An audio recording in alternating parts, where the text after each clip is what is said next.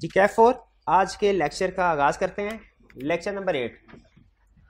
जी hybrid के students, अगर मेरी आवाज़ आप तक सही तरीके से पहुंच गया तो हाथ उठा दीजिए ताकि मुझे अंदाजा। शाबाश, बस ठीक है, बेहतरीन।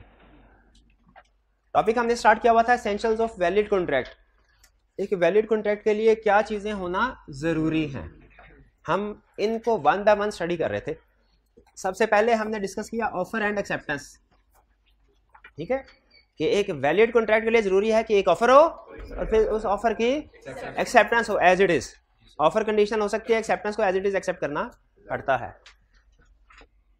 Offer and acceptance clear. Chapter 1 में हम इसके बारे में डिटेल स्टडी कर चुके हैं। फिर हमने स्टडी किया था कल के लेक्चर में intention to create legal relationship, कि पार्टीज के दरमियान में ये इंटेंशन होनी चाहिए कि उन्हें लीगल रिलेशनशिप क्रिएट करना, यानी ये इरादा होना चाहिए कि अगर दूसरी पार्टी ने कॉन्ट्रैक्ट में अपना काम सही तरीके से नहीं किया तो हम उसके खिलाफ कोई कानूनी कार्रवाई करेंगे, या कानूनी कार्रवाई का इरादा रखना, इसे कहते हैं intention to create legal relationship. Social contracts में normally intention to create legal relationship नहीं होती, लेकिन हो भी सकती है अगर आप एग्री कर लें। कुछ एक्सेप्शन सिचुएशन ऐसी है जिनमें हो सकती है intention to create legal relationship. और कमर्शियल कॉन्ट्रैक्ट्स में हमेशा intention to create legal relationship, चाहे आप लिखें चाहे आप ना लिखें, चाहे कुछ भी लिखें, intention to create legal relationship हमेशा कमर्शियल कॉन्ट्रैक्ट्स में होगी। फिर हमने स्टडी किया कॉम्पिटेंस या कैपेसिटी ऑफ पार्टीज, के कौन सी पार्टीज हैं जो कि कॉम्पिटेंट हैं कॉन्ट्रैक्ट करने के लिए और कौन सी पार्टीज हैं जो कॉम्पिटेंट नहीं है कॉन्ट्रैक्ट करने के लिए। यानी हर बंदा कॉन्ट्रैक्ट नहीं कर सकता, कुछ लोग कॉन्ट्रैक्ट कर सकते हैं, कुछ नहीं कर सकते। कौन से लोग कॉन्ट्रैक्ट नहीं कर सकते? 3 लोग, minor, person of unsound mind और पर्सन डिस्क्वालिफाइड बाय लॉ। यानी माइनर, अगर किसी पर्सन की एज 18 साल से कम है वो कॉन्ट्रैक्ट नहीं कर सकता। माइनर है ना, माइनर को लॉ प्रोटेक्ट करता है। माइनर लॉ कहता है माइनर के खिलाफ आप लीगल एक्शन नहीं ले सकते। ठीक है, अच्छा इसमें थोड़ा सा एक कंसेप्ट एक्सप्लेन करने वाला माइनर के टॉपिक में। माइनर कॉन्ट्रैक्ट करने के लिए इनकम्पिटेंट है, एग्री करते हैं? यानी अगर वो कॉन्ट्रैक्ट करता है तो वो कॉन्ट्रैक्ट होगा वाइड। लेकिन इसमें लॉ ने एक सहूलत दी है। लॉ ने कहा है कि कॉन्ट्रैक्ट, माइनर अगर किसी कॉन्ट्रैक्ट में पार्टी होता है, किसी के साथ कॉन्ट्रैक्ट करता है, तो ये नहीं है कि कॉन्ट्रैक्ट इज वाइड। लॉ कहता है contract is void against him, contract is void against him. यहां पे आके बात खत्म नहीं कर दी। अगर यहां पे खत्म कर दिया कॉन्ट्रैक्ट इज वाइड, तो इसका मतलब है जनरल रूल बन जाता कि कॉन्ट्रैक्ट माइनर जिस कॉन्ट्रैक्ट में पार्टी है वो कॉन्ट्रैक्ट हमेशा वाइड। लेकिन लॉ ने क्या कहा? Contract is void against him. इसका क्या मतलब है अगेंस्ट हिम का? इसका मतलब यह है कि अगर माइनर ने कोई कॉन्ट्रैक्ट किया है तो उस कॉन्ट्रैक्ट में उसके खिलाफ कोई एक्शन नहीं लिया जा सकता। माइनर के खिलाफ माइनर अगर चाहे तो दूसरों के खिलाफ एक्शन ले सकता है, अगेंस्ट हिम ही होना चाहिए। जैसे फर्ज कीजिए कि भाईजान ये मिस्टर ये माइनर है, इनके साथ कोई एग्रीमेंट हुआ। एग्रीमेंट क्या हुआ कि I will pay you rupees 10,000, मैं इनको 10,000 रुपीज पे करूंगा। और मैंने, ये माइनर है, मैंने एग्रीमेंट किया माइनर के साथ। अगर आपने 2 हरफी बात करनी हो, इस एग्रीमेंट का स्टेटस क्या आप कहेंगे? वाइड है, क्योंकि माइनर इनकम्पिटेंट टू कॉन्ट्रैक्ट है। लेकिन फिर मजीद आपने एक्सप्लेनेशन फर्दर इसमें ऐड कर दिया कि contract is void against minor. इसका मतलब क्या हुआ कि इस कॉन्ट्रैक्ट में बताइए माइनर ने पैसे लेने हैं कि देने हैं? लेने हैं। तो माइनर मेरे खिलाफ एक्शन ले सकता है, मैं माइनर के खिलाफ एक्शन नहीं ले सकता। यानी ये एग्रीमेंट अगर माइनर कोर्ट में ले जाए, कोर्ट कहेगा ठीक है माइनर ने बिल्कुल ठीक है, माइनर को पैसे दो। लेकिन रिवर्स सिचुएशन, अगर माइनर ने मुझे 10,000 देना हो तो अब ये एग्रीमेंट वाइड है, मैं माइनर के खिलाफ एक्शन नहीं ले सकता। मैं कोर्ट में जाके कहूंगा ना इस माइनर से मुझे 10,000 रुपया दिलवा जाए, कोर्ट कहेगा no no no no, contract with minor is void against him, क्योंकि माइनर इनकम्पिटेंट टू कॉन्ट्रैक्ट है। क्लियर हुई ये बात? यानी लॉ ने ये नहीं कहा, माइनर को ना फेवरेबल पोजीशन में रखा है कि अगर किसी कॉन्ट्रैक्ट में इसने कुछ लेना हो ना तो वो कॉन्ट्रैक्ट वैलिड है, लेकिन अगर किसी कॉन्ट्रैक्ट में इसने कुछ देना हो वो वाइड है, कॉन्ट्रैक्ट इज वाइड अगेंस्ट। ये बात समझ आई? यानी 2 हरफी बात नहीं आपने करनी, बेहतर है कंप्लीट पिक्चर दें। अगर 2 हरफी बात करें तो वो क्या होगा कि माइनर अगर कोई कॉन्ट्रैक्ट करता है तो वो कॉन्ट्रैक्ट वाइड है। लेकिन अगर कंप्लीट कंसेप्ट क्या है कि अगर उस कॉन्ट्रैक्ट में माइनर ने कुछ लेना है ना तो फिर वैलिड है, लेकिन अगर माइनर ने कुछ देना है अगेंस्ट हिम फिर ये कॉन्ट्रैक्ट वाइड है। भाई ये बात समझ आई माइनर की? आगे चलते हैं।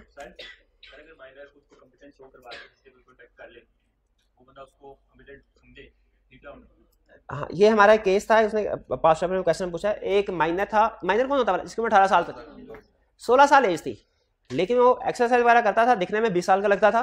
उसने जाके एक बंदे से कहा मैं 20 साल का हूँ, मेरे साथ एग्रीमेंट, मुझे उधार दे दे। उस बंदे ने उधार दे दिया। बाद में माइनर ने कहा नहीं मैं तो माइनर हूँ। कोर्ट ने क्या फैसला दिया? कोर्ट ने कहा भाई माइनर तो माइनर है, वो अगर झूठ बोले ना फिर भी माइनर है, क्योंकि माइनर को अपने अच्छे बुरे भले की समझ नहीं होती, इसलिए हम माइनर के खिलाफ कोई केस नहीं करवा रहे। आपको चाहिए था माइनर से पूछते शनाख्ती कार्ड की तरह तुम्हारा, अगर शनाख्ती कार्ड उसका होता तो फिर आप उसको लोन देते। आपने सिर्फ उसकी बात में एतबार किया, वो तो माइनर है, ठीक है, हम उसके खिलाफ कोई एक्शन नहीं। Similar person of unsound mind का रूल है, ठीक है। बेसिक रूल क्या है कि अगर अनसाउंड माइंड किसी के साथ एग्रीमेंट करेगा वो वाइड है, लेकिन लॉ कहता है अगर उस एग्रीमेंट में अनसाउंड माइंड को कोई बेनिफिट हो रहा हो हम उसको इन्फोर्स करवा लेंगे, लेकिन अगर अनसाउंड माइंड का कोई नुकसान हो रहा हो यानी अगेंस्ट हिम हो, उसमें कुछ एग्रीमेंट में कुछ देना हो, तो फिर ये वाइड होगा। यानी माइनर और अनसाउंड माइंड दोनों को लॉ फेवरेबल पोजीशन में कहता है, अगर कॉन्ट्रैक्ट में इन्होंने कुछ लेना है तो वो इनको मिलेगा, कॉन्ट्रैक्ट में कुछ देना है तो वो वाइड है। और ज्यादातर एग्जाम में इन दोनों में से ज्यादातर क्वेश्चन माइनर के पूछता है। ये क्लियर हुआ जी? सर अगर वो एग्रीमेंट करता है जब वो माइनर था, लेकिन अगर दूसरा बंदा कोर्ट में जाता है जब वो 19 इयर्स का 18 प्लस हो जाता है, ये आपने कहानी में से ट्विस्ट उठाया। अगर वो माइनर है, 16 साल की उम्र में माइनर ने कॉन्ट्रैक्ट किया, माइनर ने कुछ पैसे देने थे, कॉन्ट्रैक्ट वाइड है, वाइड है। क्या 19 साल में जाके कॉन्ट्रैक्ट वैलिड हो जाएगा? याद रखिए ऐसा तो कभी हो सकता है कि एक वैलिड कॉन्ट्रैक्ट बाद में वाइड हो जाए, हो सकता है ऐसा? भाई कौन कह रहा है हो सकता है ऐसा? क्या ऐसा हो सकता है कि एक वैलिड कॉन्ट्रैक्ट बाद में वाइड हो जाए? Explain with the help of an example. हाँ डिस्ट्रॉय हो गया, कोई चीज इलीगल हो गया बाद में, बिल्कुल ऐसे ऐसे हो सकता है, लेकिन ऐसे नहीं हो सकता कि कोई वाइड कॉन्ट्रैक्ट था बाद में वैलिड हो गया। तो 16 साल की उम्र में जो एग्रीमेंट किया माइनर ने वो वाइड था, वो 19 साल की उम्र में भी वाइड रहेगा, वो 25 साल की उम्र में भी वाइड रहेगा। क्लियर हुई है बात? अब मैं सवाल पूछूं। 16 साल की उम्र में माइनर ने एक बंदे से 10,000 रुपया लिए, एग्रीमेंट कर लिया, एग्रीमेंट वैलिड है कि वाइड? वाइड, शाबाश। अब सुने, 16 साल की उम्र में माइनर ने एक बंदे से 10,000 रुपये लिए, ठीक है, एग्रीमेंट नहीं किया। जब माइनर 19 साल का हो गया तब एग्रीमेंट किया, अब एग्रीमेंट वैलिड है कि नहीं? पैसे 16 साल की उम्र में दिए, एग्रीमेंट 19 साल की उम्र में किया, वैलिड है कि नहीं? अब वैलिड है, क्योंकि अब वो माइनर नहीं है, अब माइनर नहीं जी।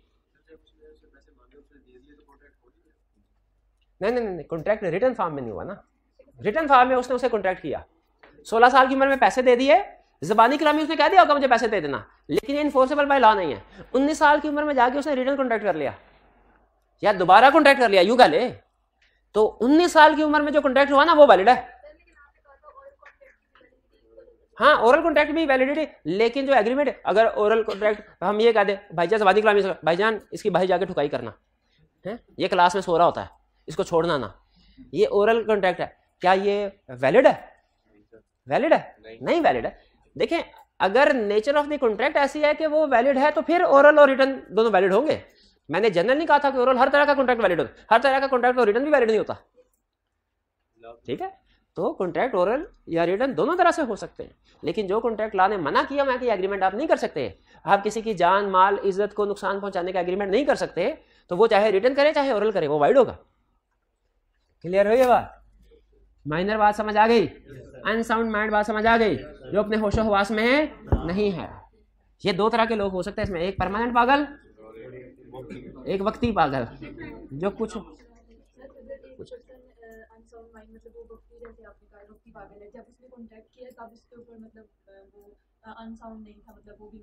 वो ठीक था, ठीक है, लेकिन वो बाद में ये कोर्ट में जाके ये क्लेम कर सकते हैं कि तब मैं अनसाउंड, ये इसके बारे में पढ़ेंगे हम। होता यही है कि बाज़ औक़ात कुछ लोग जो कभी साउंड माइंड कभी अनसाउंड माइंड होते हैं ना, ये कोर्ट में जाके ये कह सकते हैं कि जब कॉन्ट्रैक्ट हुआ तो मैं अनसाउंड माइंड था, उस वक्त क्या करना है, साबित करना होता है उनको, लेकिन साबित कैसे करना है, किसने करना है, वो हम उस चैप्टर में पढ़ेंगे, ठीक है। लेकिन यहाँ पे सिर्फ आपको रूल बता रहा हूँ कि अगर जिस वक्त कॉन्ट्रैक्ट हुआ उस वक्त तो बंदा साउंड माइंड का है तो कॉन्ट्रैक्ट वैलिड है, और जिस वक्त कॉन्ट्रैक्ट हुआ वो बंदा अनसाउंड माइंड का है तो कॉन्ट्रैक्ट क्या है, कॉन्ट्रैक्ट वाइड है। ये बात समझ आ गई? पर्सन डिस्क्वालीफाइड बाय लॉ, आपको एग्जांपल बताई थी कैदी की। आगे चलते हैं। फ्री कंसेंट, कंसेंट फ्री होनी चाहिए, कंसेंट फ्री होनी चाहिए, ठीक है। अगर फ्री कंसेंट है कॉन्ट्रैक्ट वैलिड है, फ्री कंसेंट नहीं है कॉन्ट्रैक्ट वाइडेबल है eight the option of aggrieved. Aggrieved party कौन है? जिसकी कंसेंट फ्री नहीं थी, जिसके साथ जोर जबरदस्ती करके फोर्सफुली उससे रजामंदी ली गई, ठीक है। किसी विवाह खातून को उसके बच्चों को कत्ल करने की धमकी देके एक कागजात पे साइन करवाए जाए और प्रॉपर्टी ट्रांसफर भी हो जाए, क्या ये ट्रांजैक्शन बाद में रिवर्स हो सकती है? क्या किसकी ऑप्शन पे? उस बेवा की ऑप्शन पे, ठीक है, वो चौधरी साहब की ऑप्शन पे नहीं। ऐड दिया वाइडेबल का मतलब समझ आ रहा है ना? उसके पास दोनों ऑप्शन है, चाहे तो उसे ओके करवाए, अप्रूव करवा ले, चाहे उसको रिसेंड करवाए, कैंसिल करवा ले। वाइडेबल पे मुझे परेशानी है, ये आपको समझ आ गया तो बहुत अच्छा है। ये वाइडेबल का मतलब समझ आ गया ना? ओके। कंसिडरेशन समथिंग होना जरूरी है, एडिक्वेट होना जरूरी नहीं है। अगर कंसिडरेशन बिल्कुल ही नहीं है, एग्रीमेंट वाइड। कंसिडरेशन है लेकिन थोड़ी है, एग्रीमेंट वैलिड है, ठीक है। ये हमने कल कंसेप्ट पढ़ा था ना, कंसिडरेशन है ही नहीं तो वाइड। इसको हम कहते हैं रूल है no consideration no contract. No consideration, consideration है ही नहीं, एग्रीमेंट वॉइड है, कंसिडरेशन है लेकिन थोड़ी है, ठीक है। कहता है इनएडिक्वेट consideration is a valid consideration. आगे चले, कंसिडरेशन क्लियर हो गया। आगे पॉसिबिलिटी, ये तो हमने कल भी पढ़ दिए थे, अब बढ़ते हैं आज पॉसिबिलिटी ऑफ परफॉर्मेंस। आपने ऐसा काम करना है, एग्रीमेंट ऐसे काम का होना चाहिए जो परफॉर्म करना अगर इम्पॉसिबल है तो वो वाइड होगा। आपको मैं एग्रीमेंट हुआ 10,000 रुपये दूंगा, उड़ के दिखाएं, आप उड़ के दिखाएं, ये एग्रीमेंट क्या है? वाइड। अगर ये एग्रीमेंट मुझसे कर लेते हैं यार, फिर नहीं उड़ते, कोर्ट में जाके जज को कह सकता हूँ जज साहब इसको उड़ाएं, इसने एग्रीमेंट किया था, नहीं कर सकता मैं, ये एग्रीमेंट वाइड है। आप इसी तरह कोई और एग्जांपल दे सकते हैं इम्पॉसिबल क्या? कोई बंदा मरा हुआ है, एग्रीमेंट हो जाए तो जिंदा कर देगा, ठीक है, ये एग्रीमेंट वाइड है। इम्पॉसिबल है ना, कोई बंदा कहे कि मैं 500 किलोमीटर फी घंटा की स्पीड से दौड़ के दिखाता हूं, एग्रीमेंट वाइड है। कोई कहे कि मैं throughout the career first attempt में से ये कर लूंगा, अच्छा ये पॉसिबल, हाँ ये एग्रीमेंट वैलिड है। और अगर आपने एग्रीमेंट कर लिया और फिर ना किया फर्स्ट अटेम्प्ट में, तो फिर जो एग्रीमेंट में पेनल्टी था वो आपको देनी पड़ेगी। करते हैं वादा? चलिए आगे चलते हैं। पॉसिबिलिटी ऑफ परफॉर्मेंस नहीं, लिखवाने की जरूरत नहीं है, oral agreement is equally valid, इतने गवाह बैठे हैं, वो करेंगे थोड़े, हाँ रिगार्डिंग भी हो रही है बिल्कुल। पॉसिबिलिटी ऑफ परफॉर्मेंस इसका जी दोबारा पूछिएगा क्वेश्चन। ये अनसर्टेनिटी नहीं, अनसर्टेनिटी नहीं है, ये इन्होंने वादा कर लिया है कि फर्स्ट अटेम्प्ट में पास करेंगे, इसमें अनसर्टेनिटी तो नहीं है, ठीक है। अनसर्टेनिटी तो यूं होती कि अगर मैं इनसे कहता आप में से जो फर्स्ट अटेम्प्टर है उसको मैं अपनी कंपनी में जॉब दूंगा और इतनी तनख्वाह दूंगा कि वो खुश हो जाएगा, खुश हो जाए, ये अनसर्टन क्यों?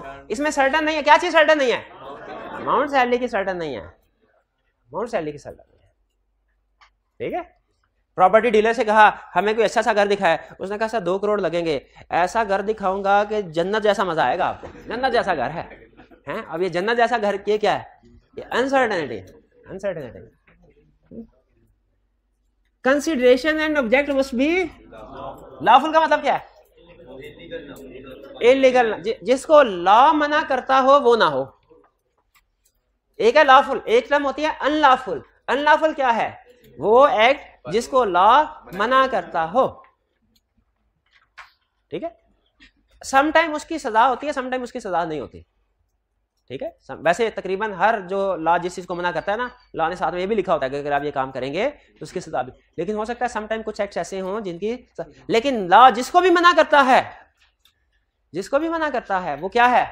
अनलॉ। जैसे criminal activities, law criminal activities को मना करता है ना, क्रिमिनल एक्टिविटीज जितनी भी हैं अनलॉफुल हैं। ये भाईजान एग्रीमेंट कर लें कि जी इनसे सुपारी ली और कहा उसको फुड़का देंगे। अब इन्होंने सुपारी ले ली लेकिन फुड़का नहीं रहे, उन्हीं के साथ बैठ के अफ्तारी में याशी कर। इन्होंने कहा भाईजान तुझे मैंने पैसे दिए थे उससे फुड़काने के, तो उसका वो कहा नहीं मैंने एग्रीमेंट पूरा नहीं करना। क्या ये भाईजान कोर्ट में जाके ब्रीच ऑफ कॉन्ट्रैक्ट का केस कर सकते हैं? क्या कोर्ट को ये कह सकते हैं सर इसके हाथों बंदा मरवाए वो वाला, इसने एग्रीमेंट किया था? नहीं, ये तो दूर की बात है। ये कोर्ट को जाके ये भी, अच्छा नॉर्मल एग्रीमेंट का रूल पता क्या होता है कि अगर एग्रीमेंट पूरा था ना करे पार्टी तो उसे एडवांस वगैरह वापस करना पड़ता है। नॉर्मल एग्रीमेंट का रूल है। लेकिन जो अनलॉफुल एग्रीमेंट है ना, इलीगल, इनमें एडवांस भी वापस नहीं होता। इसको कहते होते हैं restoration of benefits. Criminal agreements में, अनलॉफुल एग्रीमेंट्स में रिस्टोरेशन ऑफ बेनिफिट्स भी नहीं होगी। ये अगर जज को जाके कहेंगे जज साहब चलें, मैंने इनको 1 लाख दिया था सुपारी उसकी, ये नहीं उसको मारा, चलो ठीक है मुझे 1 लाख रुपया तो वापस दिलवाएं। वो कहेगा 1 लाख रुपए की बात बाद में होगी, पहले ये आओ, तुमने उसे कहा क्यों था उसे मारा आज। तो agreement void, unlawful agreements wide है। क्राइम करने के एग्रीमेंट वाइड। अगर एक बंदा एग्रीमेंट करता है दूसरे के साथ उसकी जान माल इज्जत को नुकसान पहुंचाने के लिए, तो वो एग्रीमेंट क्या है? Unlawful wide. फिर सर्टेनिटी, एग्रीमेंट को सर्टन होना चाहिए। अगर एग्रीमेंट अनसर्टन है तो वो वाइड है। अब सर्टेनिटी की मैंने आपको एक एग्जांपल दी, सैलरी जिसमें अनसर्टन थी, घर वाली एग्जांपल अनसर्टन थी। एक आदमी के पास 2 गाड़ियां ब्लैक और व्हाइट, उसने एग्रीमेंट किया किसी दूसरे के साथ कि मैं तुम्हें अपनी गाड़ी 5 लाख में बेचता हूं। सर्टन है कि अनसर्टन? क्यों अनसर्टन है? बताया नहीं कौन सी गाड़ी। लेकिन अगर उसके पास सिर्फ एक ही गाड़ी हो, अच्छा बताया फिर भी नहीं कि व्हाइट के ब्लैक, लेकिन चूंकि है ही एक, तो इसका मतलब एग्रीमेंट भी उसी एक गाड़ी का हो रहा है। सर्टेनिटी क्लियर हुए? ठीक है। रिक्शे वाले, आपने रिक्शा करने का, रिक्शे वाले मेरे घर चलोगे तो बिल्कुल चलेंगे। किराया कितना? सर जो भी मुनासिब होगा किराया दे दीजिएगा। आप रिक्शे में बैठ के, वैलिड कॉन्ट्रैक्ट क्रिएट हुआ, आपको करना चाहिए था। या तो आप बिल्कुल भी ना, वैसे यहाँ पे लॉ ये कहता है कि हम अगर बिल्कुल भी आप तय ना करते, बिल्कुल भी तय ना करते, तो फिर रीजनेबल प्राइस हम इसको अलाउ करवाते।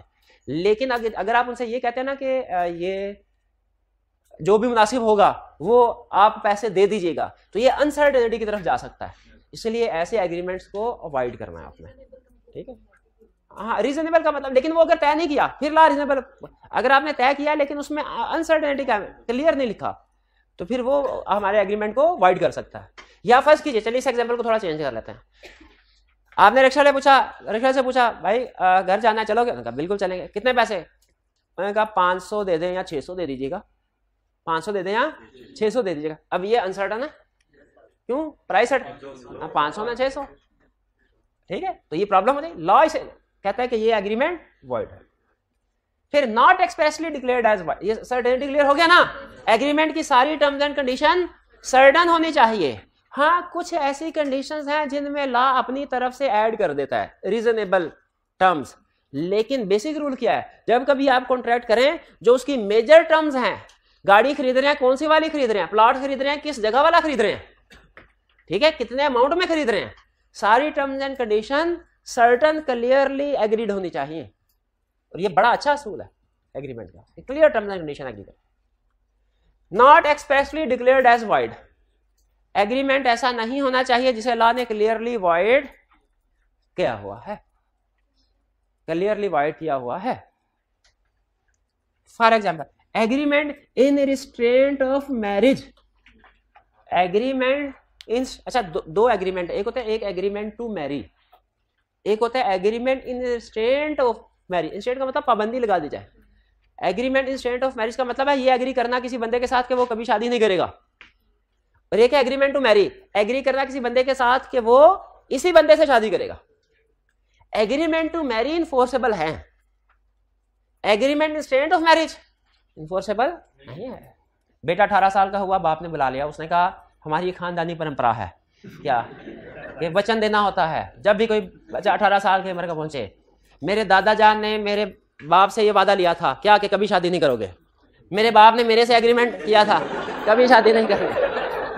मैं तुम्हारे साथ एग्रीमेंट करूंगा, वादा करो कभी शादी नहीं करोगे। उन्होंने कहा ठीक है, खानदानी परंपरा है तो हम उसमें चलेंगे। हाँ, इसीलिए बेटा कैसे है, क्योंकि ये agreement in state of marriage wide है। बाद में किसी वकील से मशवरा कर ले, एग्रीमेंट वाइड है, एग्रीमेंट कर ले, करने में कोई हर्ज नहीं है, बाप मरते बाप की आखिरी ख्वाहिश पूरी कर दें, लेकिन इसकी लीगल हैसियत कोई नहीं है। तो agreement in state of marriage ये वाइड होते हैं। लेकिन याद रखें एग्रीमेंट टू मैरी वाइड नहीं है, एग्रीमेंट टू मैरी वैलिड है, agreement in state of marriage.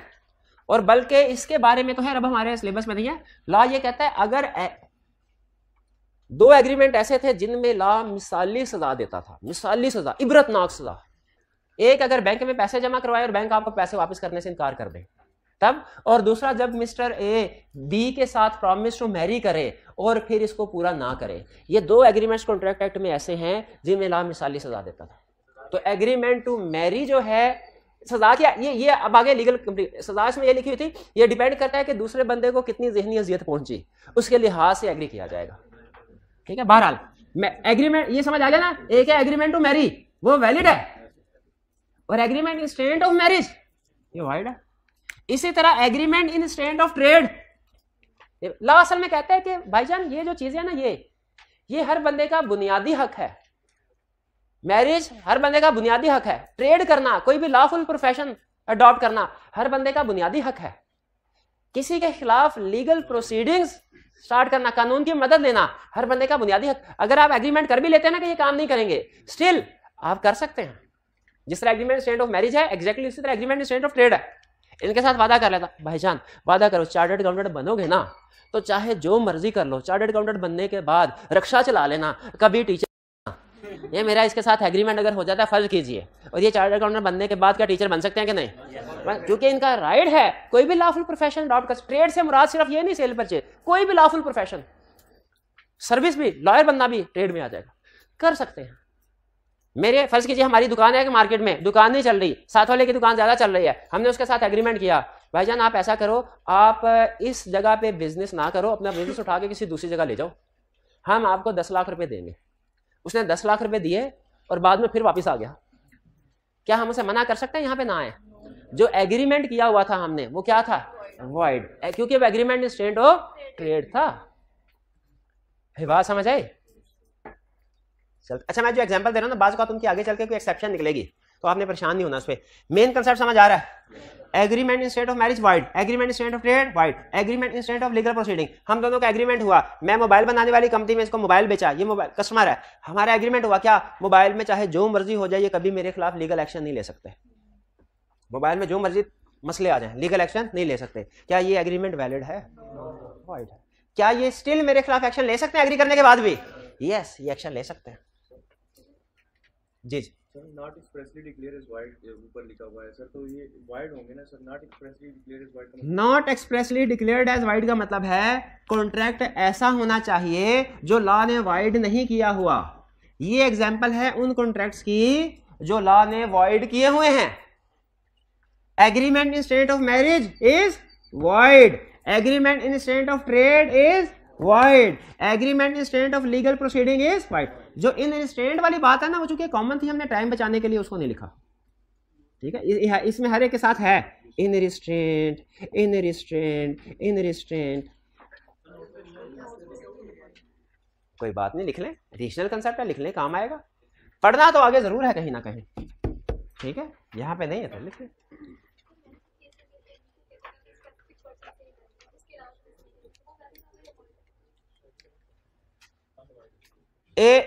सेठ साहब ने कहा अपने बेटे से, मैं अपनी सारी जायदाद तुम्हें तब दूंगा जब तुम मेरे भाई की बेटी से शादी करोगे।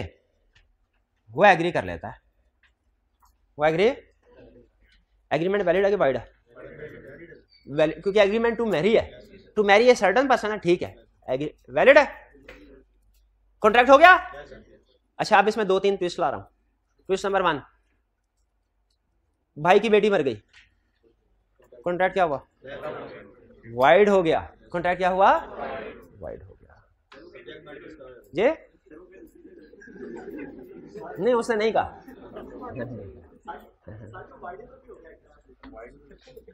किस तरह से?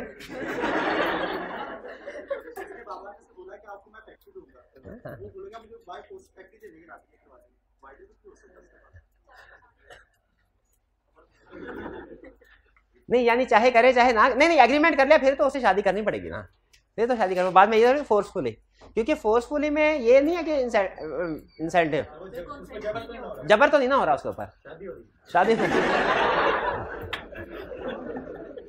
जबर की 5 एग्जांपल्स बताई थी, जबर की वाइडेबल आपने उठाया था कंसेंट, क्या थी वो? जब वो कौन सी 5 सिचुएशन है जिनमें फ्री कंसेंट नहीं होती?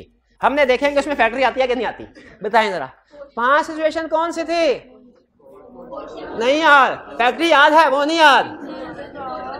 Question and influence, misrepresentation, fraud, mistake, शाबाश, ठीक है।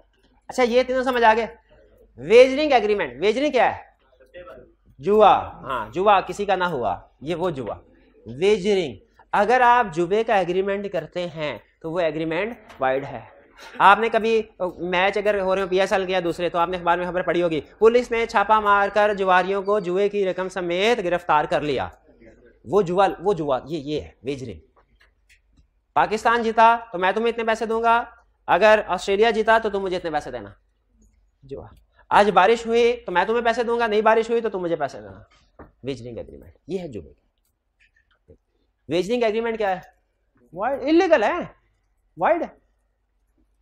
और इलीगल एग्रीमेंट जो है जिनको लॉ, इलीगल के लिए एक वर्ड अनलॉफुल भी यूज होता है। तो जो अनलॉफुल एग्रीमेंट, ये वैसे ऊपर कवर हो गया, यहाँ पे दोबारा लिखने की जरूरत नहीं थी कि जो इलीगल या अनलॉफुल एग्रीमेंट्स होंगे वो क्या है? वाइड है।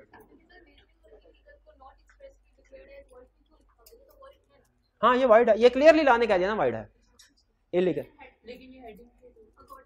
डुप्लीकेशन, मैं तो खुद कह रहा हूँ डुप्लीकेशन, मैं किसी बात से सहमत हूँ। ये इधर आ गया था तो इधर नहीं आना चाहिए, ये आपका बेटा बिल्कुल ठीक है। ये ले वेजरिंग तो चले अच्छी एग्जांपल है वेजरिंग से। राइटिंग एंड रजिस्ट्रेशन, इसमें अगर कोई कंसेप्ट ऐसा है जो किताब में नहीं लिखा हुआ ना तो लिख लीजिए। असल में एक इससे पहले ICAB की बुक होती थी, वो है लंबी कहानी में नहीं जाता, सिर्फ इतना बताता हूँ। मेरे जाती ख्याल में वो ज़्यादा बेहतर थी, उसमें ज़्यादा अच्छे तरीके से कंसेप्ट और कंसेप्ट भी ज़्यादा थे, तो उसमें ये चीज़ें भी शामिल। अच्छा ये चीज़ें अभी भी शामिल हैं लेकिन आगे चल के यूज़ होंगी, यहाँ पे शामिल नहीं है। लेकिन अगर बेसिक्स में ही जब लिंक बन रहा हो चीज़ें सिखा दी जाए ना तो बाद में आसानी होती है। राइटिंग एंड रजिस्टर्ड एग्रीमेंट्स मैंने आपको बताया ओरल भी हो सकते हैं, रिटर्न भी हो सकते हैं, लेकिन कुछ एग्रीमेंट्स हैं उनका रिटर्न होना लाजमी है। एग्रीमेंट ओरल भी हो सकता है, रिटर्न भी हो सकता है। कुछ एग्रीमेंट्स हैं जिनका रिटर्न होना लाजमी है। वो एग्रीमेंट्स कौन से हैं? गिफ्ट, किसी को गिफ्ट दिया, क्या पता चलेगा कि गिफ्ट दिया कि वो छीन के ले गया? इसका सबूत क्या होगा? इन राइटिंग होना चाहिए। अगर आपने किसी को गिफ्ट देना है वो इन राइटिंग होना चाहिए। मेरे ज़हन में क्या मसला है, कोई स्टूडेंट बता सकता है? मुझे लग रहा है मैंने कोई चीज़ पिछले गलत पढ़ाई। शाबाश शाबाश, हमने तो ये पढ़ा हुआ था कि अगर कंसीडरेशन नहीं है तो एग्रीमेंट वॉइड है, एग्रीमेंट ही नहीं है। गिफ्ट में कंसीडरेशन नहीं होते। यहाँ पे हम कह रहे हैं कि गिफ्ट दे तो राइटिंग रजिस्टर्ड होना लाजमी है। अच्छा मैंने एग्जांपल दी थी कल, हाँ शाबाश, मैंने ये बताया था इस रूल की कुछ एक्सेप्शंस भी हैं, तो गिफ्ट उसकी एक एक्सेप्शन है। ठीक है बाहर, शाबाश, अच्छा आपने कंसेप्ट लिंक किया है। तो कुछ एग्रीमेंट ऐसे हैं जिनका राइटिंग में रजिस्टर्ड होना लाजमी है, उसमें से कौन से एग्रीमेंट है? गिफ्ट है। ठीक है, बाप की डेथ हुई, उसके नाम पे फर्ज कीजिए एक गाड़ी थी, दो भाई हैं, अब उनमें डिस्प्यूट आ गया, गाड़ी बेच के आधे पैसे तुम्हारे आधे मेरे। अब एक भाई कहता है अब्बा ने मरने से पहले मेरे नाम ये गिफ्ट कर दी थी, मुझे गिफ्ट कर दी थी ये गाड़ी, अब्बा ने मरने से पहले गाड़ी मुझे गिफ्ट कर दी थी। अच्छा अगर गिफ्ट कर दी थी तो फिर उसी की हो जाएगी, फिर इसका बंटवारा नहीं होगा। लेकिन अगर गिफ्ट की थी तो मुझे बताइए, वकील के जज के पास पहुंचेंगे, जज क्या कहेगा? राइटिंग में कुछ है तो लेके आओ, चाहे ज़बानी कलामी किया भी हो, गिफ्ट का एग्रीमेंट। हाँ वसीयत भी हो सकते हैं, राइटिंग में अगर किया हुआ है तो फिर लेके आओ। अगर तो राइटिंग में होगा तो फिर ये गिफ्ट का एग्रीमेंट वैलिड है, वरना नहीं। आगे चले, टाइम बार्ड डेट। डेट का मतलब क्या होता है? किसी को पैसे देना उधार। टाइम बार्ड का मतलब क्या है? जिसका टाइम गुजर जाए। आप में से कोई स्टूडेंट क्लास में ऐसा है जिसने किसी को उधार दिया हुआ है? किसी को? शाबाश शाबाश, आपने वो उधार, चले हम नहीं पूछते किसको दिया था, कब दिया था, क्यों दिया था, नहीं, सिर्फ एक चीज पूछना, क्या कब दिया था उधार? 2 साल हो गए, आपके पास 1 साल का और टाइम है। 3 साल, जब आप लोन देना किसी को उधार तो उसकी ड्यू डेट के 3 साल के अंदर अंदर रिकवर करवा सकते हैं लीगली। 3 साल के बाद तो आप लीगली भी रिकवर नहीं करवा सकते। ऐसे डेट को कहते हैं time barred date. Time barred date ऐसा होता है जिसकी ड्यू डेट को 3 साल गुजर चुके हों। जिसकी ड्यू डेट को कितने साल गुजर चुके हों? 3 साल। टाइम बार्ड डेट क्या होता है? ऐसा डेट जिसकी डेट को, ड्यू डेट को 3 साल गुजर चुके हों। आप 3 साल के अंदर अंदर तो एक्शन ले सकते हैं, उसमें देख ला, 3 साल के बाद नहीं। इन भाईजान ने मेरे से 5 लाख रुपए उधार लिए, मैंने कहा ऐसा करो मुझे चेक लिख दो ड्यू डेट का। इन्होंने 1 जनवरी 2020 का चेक लिख दिया। मैं वो चेक 1 जनवरी 2020 को मैंने पूछा पैसे भाई, इन्होंने कहा सर अभी नहीं, इंतजार कर ले। मैं 1 जनवरी 2021 तक इंतजार किया, 1 साल, उन्होंने पेमेंट नहीं की। मैं इनके खिलाफ लीगल एक्शन ले सकता हूँ क्या?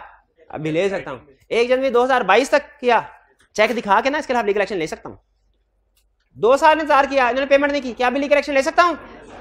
3 साल, 1 जनवरी 2023 आ गई, 3 साल गुजर गए, इन्होंने पेमेंट नहीं। 3 साल गुजरने के बाद याद रखे मैं इस चेक की बेस पे ये जो डेट है मेरा, इसे लीगली रिकवर नहीं कर सकता। इसको बोलते हैं डेट टाइम बार्ड हो गया। लॉ ये कहता है अगर आपने 3 साल तक किसी पार्टी के खिलाफ एक्शन नहीं ना लिया जिसने आपके पैसे देने थे, तो 3 साल के बाद भी नहीं ले सकते, बाद में भी सोए रहे। तो किसी को डेट दिया और लोन दिया, मैक्सिमम कितने साल के अंदर रिकवरी करा लेनी है? ड्यू डेट से 3 साल, डेट देने के 3 साल नहीं। जैसे अगर मैंने इनको पैसे दिए, मैंने कहा सर 10 साल के बाद वापस करूंगा जब मैं चार्टर्ड अकाउंटेंट बन जाऊंगा, तो मैं जो 3 साल काउंट होंगे आज की डेट से नहीं होंगे, साल के बाद से, ड्यू डेट के बाद से 3 साल। टाइम बार्ड हो गया डेट, फिर लीगली रिकवर नहीं हो सकता। फिर अब उसका अपनी मर्जी है, वो चाहे तो दे दे, चाहे ना दे, मैं उसके खिलाफ लीगल एक्शन। ये टाइम बार्ड डेट बार बार आएगी टर्म, इसको नोट कर लें। टाइम बार्ड डेट, ऐसा डेट जिसका टाइम गुजर चुका है। और कितना टाइम है? ड्यू डेट के बाद, शाबाश, कौन था ड्यू डेट के बाद 3 साल? शाबाश, ड्यू डेट के बाद 3 साल। आर्बिट्रेशन एग्रीमेंट, 2 पार्टीज के दरमियान झगड़ा हो गया, 2 तरीके हैं सुलझाने, 3 तरीके हैं, 3 तरीके। एक तो बेहतरीन तरीका है, बेहतरीन तरीका है, क्या भला, माफ कर दें, माफ कर, बेहतरीन तरीका नहीं, सच में बेहतरीन तरीका है, झगड़ा हो जाए, लेकिन बहुत मुश्किल है, इसीलिए हम थोड़े आसान तरीकों की तरफ। आर्बिट झगड़ा हुआ किसी के साथ, 2 तरीके मजीद, क्या? एक, कोर्ट में जाके उसके खिलाफ एक्शन लिया जाए, कोर्ट में उसके खिलाफ एक्शन लिया जाए, फिर उधर वकील होगा हमारा, उधर वकील होगा दूसरी पार्टी का, और फिर उसके बाद क्या होगा? तारीख पे तारीख, तारीख पे तारीख, तारीख पे तारीख। आप हाथ जोड़ के वकील को कहेंगे भाई केस खत्म भी कर दे हैं, वो कहेगा नहीं, केस शुरू आपकी मर्जी से होते हैं, खत्म हमारी मर्जी से होते हैं, अगली पेशी के लिए पैसे निकालें फीस। दूसरा तरीका है लीगल सिस्टम, ट्रेडिशन, इसमें टाइम ज्यादा लगता है और कॉस्ट ज्यादा लगती है, इसीलिए इसके अल्टरनेट एक तीसरा सिस्टम है जिसका एक उर्फ आम में नाम क्या है? पंचायत। पंचायत स्टाइल में किसी आर्बिट्रेटर को इंगेज किया, किसी आर्बिट्रेटर के पास पहुंच जाते हैं। या आप देखेंगे अक्सर जो मार्केट्स होती है ना, हफीज सेंटर है लाहौर में जैसे, या ये हालोड है, इसमें उनकी एक तंजीम होती है एक बार, और उनका एक बाकायदा जो डिस्प्यूट होता है ना दुकानदारों के एक दूसरे के साथ या कस्टमर दुकान, इनको मार्केट के अंदर ही रिजॉल्व करने के लिए उन्होंने आर्बिट्रेटर बनाए होते हैं, अरेंजमेंट की होती है ये, ठीक है। वो एक दफा में क्या, मुझे कोई मसला हुआ, उनका हफीज सेंटर सबसे ऊपर छत पे पहुंच जाए, उधर ऑफिस बना हुआ, उधर जाके कंप्लेन कर रहा। तो आर्बिट्रेट, इसका फायदा क्या होता है भला? कि टाइम भी प्रॉपर लीगल, जो ट्रेडिशनल लीगल सिस्टम से जान छूट जाती है। ये पंचायत, उसमें जो बंदा सुलह करवाता है ना, फिर दोनों जिनका झगड़ा हुआ था, उसे कहते हैं आर्बिट्रेटर। वो कहता है जो आर्बिट्रेटर फैसला, अच्छा लॉ भी, इवन हमारा जुडिशियल सिस्टम भी आर्बिट्रेशन एग्रीमेंट को इनकरेज करता है। गैस कर सकते हैं क्यों? हालांकि एक तरह से उनके कंबाइडर है, इसकी वजह से उनके ऊपर बर्डन कम हो जाता है, जो ज्यादा केसेस है वो बाहर ही सॉल्व हो जाते हैं, हमारी अदालतों के ऊपर बर्डन कम हो जाता है, तो वो भी इसको इनकरेज करते हैं। लेकिन कहते हैं कि जब आर्बिट्रेटर फैसला करेगा ना, जो पार्टी का जो भी एग्रीमेंट हो उसका रिटर्न में होना जरूरी है। जो पार्टी पहले ही झगड़ा करके आपके पास पहुंची है, ज़बानी कलामी चीजें तय करवाएंगे, तो वो तो फिर बाद में और झगड़े का बायस होंगी। तो ये 3 एग्रीमेंट है, इनका रिटर्न होना, कौन कौन से एग्रीमेंट्स का रिटर्न होना जरूरी है? गिफ्ट हो गया, टाइम बार्ड डेट हो गया, आर्बिट्रेशन एग्रीमेंट। हाँ हाँ, कुछ को रजिस्टर भी करवाना पड़ता है। रजिस्टर कहाँ कराना पड़ता है इसको छोड़े, कभी बाजू का रजिस्टर कराना पड़ता है। हाँ, जैसे प्रॉपर्टी होती है ना, उसको रजिस्टर करवाना होता है। टाइम बार्ड का करना क्या है देखें, हाँ टाइम बार्ड डेट है ना, टाइम बार्ड डेट क्या होता है आपको समझ आ गई? मैंने इन भाईजान को लोन दिया था, 3 साल गुजर गए, मैं इनसे लीगली रिकवर करवा सकता हूँ? नहीं। अच्छा आप सुन लें, 4 साल गुजर गए, 5 साल गुजर गए, एक दिन ये परेशान मेरे पास आए, मैंने इनसे पूछा क्या हुआ? आप तो वही हो ना जिससे मेरे 5 लाख रुपए देने थे। हाँ, जैसे ही मुझे ये नजर आए तो मैंने इनसे कहा भाई 5 लाख रुपए देने थे, 5 साल हो गए हैं, लेकिन अब तो मैं आपके खिलाफ लीगल एक्शन नहीं ले सकता। उन्होंने कहा सर आप लीगल एक्शन नहीं ले सकते, लेकिन मैं रात को सोया था, रात में मुझे दोज़ख का नज़ारा हुआ, मैं डर गया, मैं आके, अभी तो मेरे पास नहीं है, लेकिन मैं वादा करता हूँ आपके पैसे वापस कर दूंगा। ये जो है ना agreement to pay time barred date, agreement to pay. मैंने कहा अच्छा, वादा तो पहले भी किया था, लेकिन तुम भूल गए थे, तुम भूलने पैसे अदा करने, तुम भूलने के आदी हो। इस बार जो टाइम बाय डेट पे करने का प्रॉमिस कर रहे हो ना, ये रिटर्न फॉर्म में होगा। इस प्रॉमिस का रिटर्न फॉर्म में होना जरूरी है। सिंपल डेट का रिटर्न फॉर्म में होना जरूरी नहीं है, वो रिटर्न भी हो सकता है, ओरल भी हो सकता है। लेकिन अगर कोई उसको रीपे ना करे, 3 साल गुजर जाएं, फिर उसके बाद जब वो वादा करे ना रीपे करने का, तो हम उसे कहेंगे भाई पहले भी तुम भूल गए थे, अब भी भूल सकते, इसलिए अब जो वादा होगा वो रिटर्न होगा। नहीं नहीं, अब वो जो एग्रीमेंट है उसके ऊपर 3 साल की शर्त है। जी जी,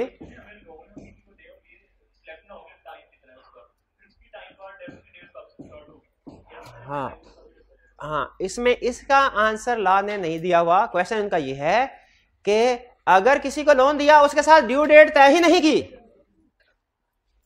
तो फिर 3 साल कहां से स्टार्ट करेगा? लॉ ने इसका जवाब नहीं दिया हुआ। मेरा ख्याल है इसमें वो रीजनेबल वाला रूल लगेगा कि रीजनेबल पीरियड जब गुजर जाएगा तब उसके बाद ड्यू डेट। अब रीजनेबल पीरियड कितना होगा ये केस टू केस वेरी करता है। चलिए ये पॉइंट सारे हो गए।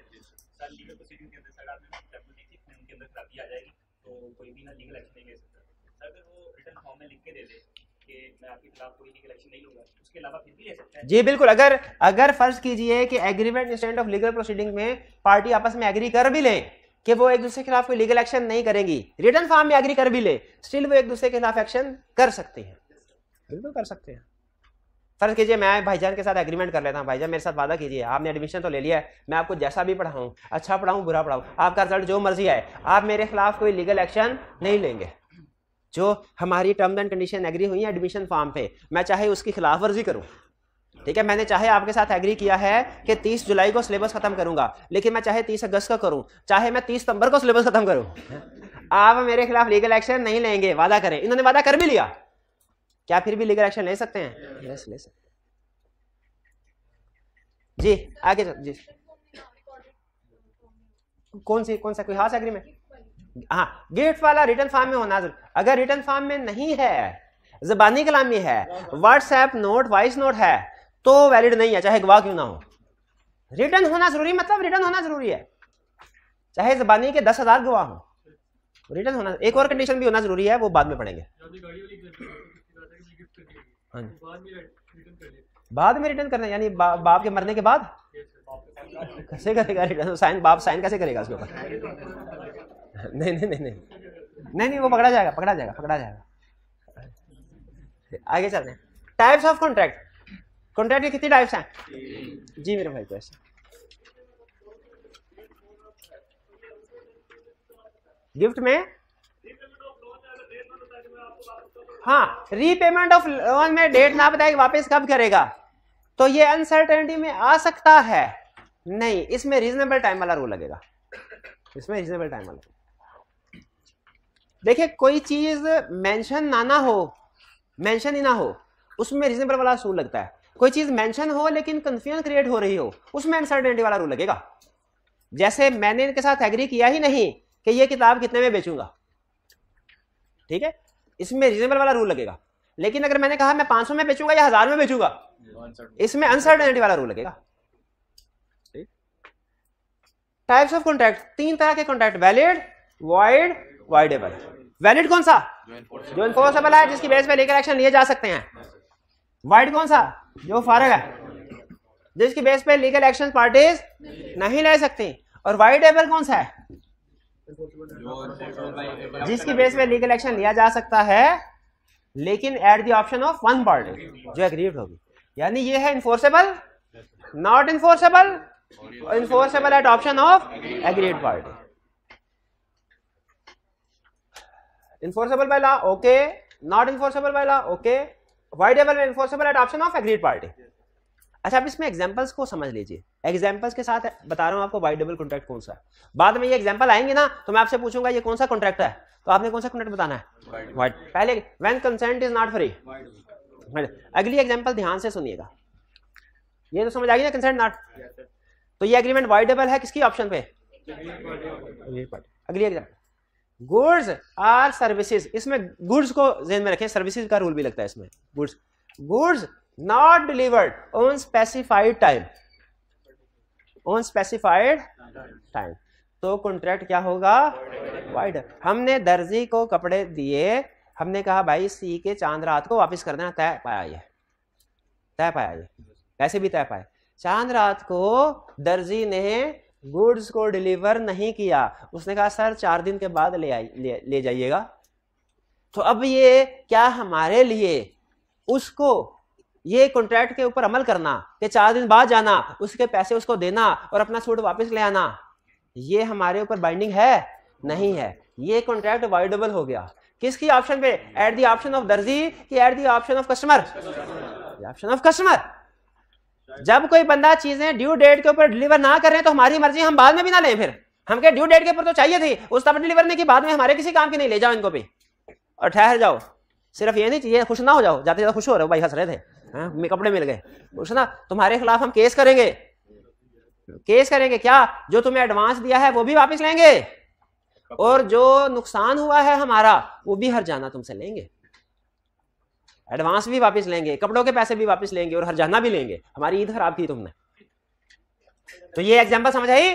गुड, जब किसी के साथ एग्रीमेंट कर लिया जाए गुड या सर्विसेज किसी डेट में डिलीवर होगी, गुड या सर्विसेज को उस डेट में डिलीवर ना किया जाए तो क्या होगा। अब मुझे जरा सोच के बताइए, अगर मैंने आपके साथ 30 जुलाई की डेट एग्री की है कि मैं सर्विसेज आपको डिलीवर करूंगा 30 जुलाई और मैं जाके 30 अगस्त को डिलीवर करूं, सिलेबस कंप्लीट करूं 30, आपके पास क्या कानूनी चाराजोई का हक है? वाई कॉन्ट्रैक्ट वाइडेबल है ना। अच्छा, चाहे तो आप एक्सेप्ट कर रहे हैं, आप कहे चलो ठीक है सर 30 जुलाई को कर लेते, मैंने कौन सा रिवीजन कर लेनी पड़ना था, पेपर तो इसी तैयारी के साथ देना था, चलो अच्छा है, ताज़ा ताज़ा सिलेबस खत्म हुआ है, कुछ ना कुछ चीजें ज़हन में आएंगी, परसों जाके पेपर देंगे। अगर आप इस तरह सोचते हैं तो कॉन्ट्रैक्ट को आप इन्फोर्स भी आपके ठीक है, कैंसिल नहीं करते। लेकिन अगर आप कहें सर आपने पढ़ाया, अब रिवीजन कब करनी है, हमारी रिवीजन ही नहीं हुई, तैयारी नहीं सही हुई, बल्कि दूसरे सब आपकी क्लासेस चल रही थी आखिरी महीने में, हमारे तो दूसरे सब्जेक्ट भी इफेक्ट हो गए हैं इससे, हम तो आपके खिलाफ केस करेंगे। क्या आप कॉन्ट्रैक्ट को कैंसिल करके मेरे खिलाफ केस कर सकते हैं? यस कर सकते हैं, कैश का, अगर रिटर्न में है तो, नहीं ज़बानी कलामी भी है तो भी कर। क्या? क्योंकि हर एग्रीमेंट का रिटर्न होना जरूरी नहीं है, सिर्फ इन 3 एग्रीमेंट्स का रिटर्न होना जरूरी है। अगर मैं साइन करा लूं लीगल एक्शन, आप फिर भी लीगल एक्शन ले सकते हैं, मजे की बात।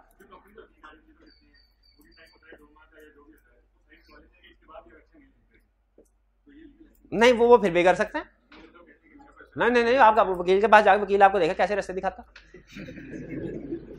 अच्छा ये है कस्टमर के दर्जी के पॉइंट ऑफ व्यू से। एग्री हुआ, चांद रात को कपड़े देगा, चांद रात को उसने कपड़े सी दिए, हमें फोन किया आगे ले जाओ, हमने उसको एक्सेप्ट, हमारे घर आया सर ये लीजिए कपड़े, हमने कहा हमने कपड़े नहीं लेने, बाद में हमें कोई अच्छे नजर आ गए, हमने वो खरीद लिया, कपड़े नहीं लेने। अब इस केस में अब एग्रीड पार्टी को ना बोला, अब दर्जी, अब हम नहीं एग्रीड पार्टी, अभी भी ये कॉन्ट्रैक्ट वाइडेबल है, लेकिन अब किसकी ऑप्शन पे? दर्जी की ऑप्शन पे। दर्जी चाहे तो कहे अच्छा सर ठीक है ये छोटी ईद थी, बड़ी ईद पे आ जाइएगा, बड़ी ईद का कॉन्ट्रैक्ट कर लेते हैं, लेकिन यानी बाद में, लेकिन अगर चाहे तो उस कॉन्ट्रैक्ट को खत्म करके आपके खिलाफ केस कर सकता है, किस चीज का, कि उसे उसके पैसे सिलाई के दिए जाए। ये दोनों एग्जाम्पल सिचुएशन एक ही है, पार्टी का फर्क है, इसमें एग्रीड पार्टी कुछ और है, एक मिनट है, बल्कि लॉ की लैंग्वेज में आपको बताता हूं। इसमें एग्रीड पार्टी है प्रोमिजी, और इसमें एग्रीड पार्टी है प्रोमिजर। सही कह रहा हूं ना? ठीक है, मतलब चले प्रोमिजर गोली मारे, पार्टीज का फर्क है, इसमें ए और इसमें दूसरे बी। इसमें जिसने गुड्स प्रोवाइड करनी थी नहीं की, वो एग्रीड, वो डिफॉल्ट पार्टी है और दूसरी पार्टी एग्रीड है। और इसमें फॉल्टी पार्टी कौन है? जिसने चीजें रिसीव करनी थी नहीं की, वो फॉल्टी पार्टी है और दूसरी पार्टी। मैं क्लियर हुआ? अच्छा, वाइड में 2 टर्म है, एक वाइड एग्रीमेंट है, एक वाइड कॉन्ट्रैक्ट है। कोई स्टूडेंट फर्क बता सकता है दोनों में? वाइड एग्रीमेंट जो पहले दिन से ही वाइड एग्रीमेंट वाइड है, वाइड कॉन्ट्रैक्ट जो पहले वैलिड था कॉन्ट्रैक्ट बाद में वाइड हुआ। वाइड एग्रीमेंट की क्या एग्जांपल है? Agreement to do impossible things, पहले दिन से ही वाइड है, उसे क्या कहेंगे? Void agreement. और अगर फर्ज कीजिए कोई ऐसा एग्रीमेंट था जो पहले वैलिड था बाद में वाइड हुआ, यानी राइस की इंपोर्ट करनी थी, पहले गवर्नमेंट ने ज्यादा दी हुई थी, उसको बाद में गवर्नमेंट ने बैन लगा दिया, तो वो क्या, वो वाइड कॉन्ट्रैक्ट होगा। चलिए अच्छा एक चीज ध्यान में रख लें, आपने इसको सिर्फ एक एग्जांपल के तौर पे याद करना है। कंसेप्ट को पढ़ते हुए अगर आपसे स्पेसिफिकली कोई पूछे ना वाइड एग्रीमेंट और वाइड कॉन्ट्रैक्ट में फर्क है, फिर आपने ये फर्क बताना है। नॉर्मली लॉ को लिखते हुए, केस स्टडीज को सॉल्व करते हुए आप एग्रीमेंट और कॉन्ट्रैक्ट का वर्ड इंटरचेंजेबली यूज कर सकते हैं। टेक्निकली एग्रीमेंट में और कॉन्ट्रैक्ट में फर्क है, टेक्निकली वाइड एग्रीमेंट और वाइड कॉन्ट्रैक्ट में फर्क है, लेकिन इतने बारीक फर्क हम तब बताते हैं जब एग्जामिनर पूछे।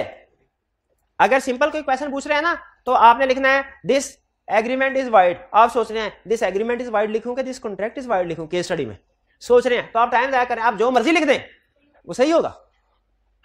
केस स्टडी में या कंसेप्ट लिखते हुए एग्रीमेंट और कॉन्ट्रैक्ट की टर्म्स को इंटरचेंजेबली यूज कर सकते, लेकिन जब आपसे एग्जामिनर क्लियरली पूछे कि what is the difference between agreement and contract, what, तो फिर उसको फर्क बताना है। जब एग्जामिनर स्पेसिफिकली पूछे what is the difference between wide agreement and wide contract, तब डिफरेंस बताना है, वरना आम लॉ लिखते हुए केस स्टडी सॉल्व करते हुए आप इन टर्म्स को इंटरचेंजेबली यूज कर सकते हैं। समझ आ रही है ये बात?